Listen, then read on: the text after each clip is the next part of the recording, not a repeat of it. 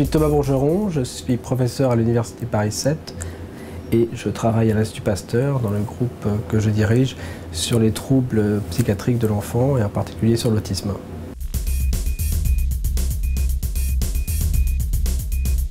On sait peu de choses sur l'autisme malheureusement, en tout cas sur les causes de l'autisme. Mais depuis les années 2000-2003, on a identifié les premiers gènes, et ce qui nous permet maintenant de comprendre mieux quelles sont certaines causes qui donnent une vulnérabilité plus importante à l'autisme. Ce n'est pas l'autisme, c'est plutôt les autismes. Donc on essaye d'identifier tous les gènes qui sont en cause dans l'autisme. Et en fait, c'est quasiment un gène par enfant. Donc il faut effectivement travailler sur tous les enfants et en même temps de travailler sur chaque enfant.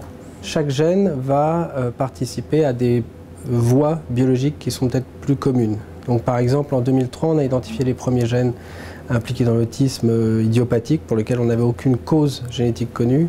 Et c'était les neuroligines. Donc c'est des protéines qui font des contacts entre les neurones. Et ces protéines nous ont permis, même si elles ne sont touchées que chez 1% des enfants, elles nous ont permis de trouver d'autres gènes qui participent aux mêmes voies biologiques. Donc on a trouvé un autre gène qui s'appelle SHANK3, qui lui est muté chez plusieurs enfants, et en particulier peut-être chez à peu près 1% à 2% des enfants. Grâce à cette information, on a pu trouver les neurexines, qui sont aussi d'autres gènes. Et voilà, donc maintenant on sait mieux les causes génétiques dans ces cas-là, et c'est les contacts entre les neurones qui se font différemment.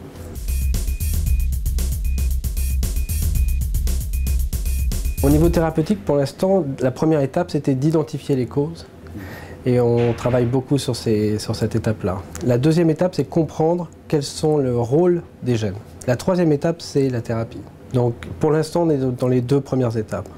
Ce qu'on a fait depuis 2008 maintenant, on a fait les premiers modèles animaux avec des mutations que l'on avait décrites chez les patients avec autisme. On a fait des souris qui étaient mutées dans ces gènes. Et alors, ces souris sont tout à fait normales. Elles marchent totalement bien, elles apprennent bien, mais par contre, elles ont des interactions sociales qui sont un peu différentes d'une souris sauvage. Et quelque chose qui est moins connu, c'est que les souris chantent, elles chantent dans l'ultrason. Et là, ces souris ont des déficits dans la vocalisation ultrasonique. Donc on essaye maintenant de mieux comprendre pourquoi ces souris ont des problèmes de vocalisation ultrasonique et comment on pourrait récupérer des interactions sociales normales et des vocalisations chez les souris. Donc ces pistes thérapeutiques qui nous permettent de récupérer les phénotypes normaux, c'est-à-dire la meilleure communication sociale chez les souris, permettront, j'espère, plus tard d'être translatées vers les patients.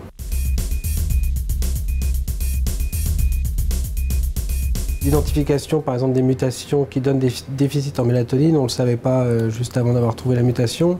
Et très rapidement, on a pu mettre en place des essais thérapeutiques pour essayer de voir qu'est-ce que la mélatonine va améliorer. Est-ce que ça améliore uniquement le sommeil ou est-ce que ça améliore d'autres aspects cognitifs d'interaction sociale, d'anxiété. Visiblement, l'anxiété est réduite. Donc ça, c'est un très bon exemple qui montre que la recherche a permis très rapidement d'avoir des retombées cliniques. Pour ce qui est des aspects synaptiques, là, les choses sont beaucoup plus lentes et c'est beaucoup plus sévère. Et donc, pour l'instant, on est sur des pistes d'identifier, de comprendre. Et quand on aura identifié et compris, on pourra commencer à faire des designs d'expériences vers la thérapie. Pour l'instant, ce que l'on est en train de faire au laboratoire, c'est qu'on a effectivement des patients avec un diagnostic d'autisme, mais on travaille aussi sur des patients avec des diagnostics d'hyperactivité. Et on vient de lancer le premier travail sur la première étude en France sur la génétique de la dyslexie et de la dysphasie. La dysphasie, c'est ces troubles spécifiques du langage, mais sans atteinte sociale, d'interaction sociale. Ça n'avait jamais été fait en France, alors que c'est 10 à 15% des enfants, la dyslexie. Et ça donne des échecs scolaires assez importants. Et voilà. Donc il y a probablement une forte composante génétique et on essaye de trouver, grâce à ces familles, les gènes qui donnent un risque plus élevé d'être dyslexique.